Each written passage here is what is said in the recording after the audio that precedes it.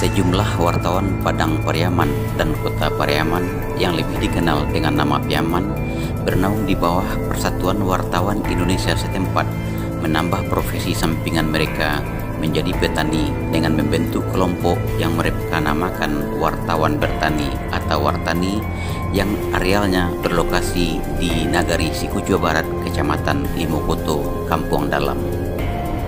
Ketua Persatuan Wartawan Indonesia Piaman Ahmad Damanhuri menyebutkan bertani dan sekalian membentuk kelompok tani adalah sebagai bagian dari wujud merajut silaturahim dan membaur bersama masyarakat setempat di samping memanfaatkan waktu luang menghadapi wadah COVID-19.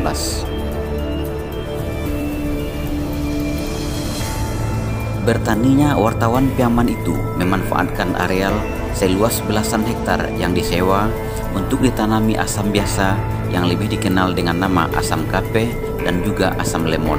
Untuk tahap awal ini, mereka siap menanam sekitar 500 bat. Itu apa yang melatar belakangi wartawan Padang Pariaman berladang di Sekucur Barat ini? Ya, pertama tentu kita menjalin komunikasi, memperbanyak kawan. Kalau orang tua bilang untuk memperbanyak kawin,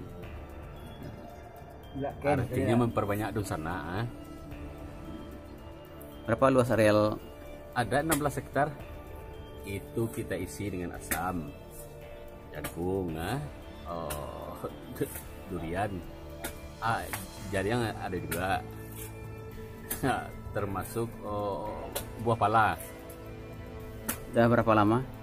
Udah 3 bulan. Nah, ini kita kan secara legalitasnya kan baru keluar, baru di SK kan oleh Pak Wali Negari Sekucur Barat. Jadi tentu kita berharap setelah ini semuanya tuntas. Ini kan penanamannya belum nih.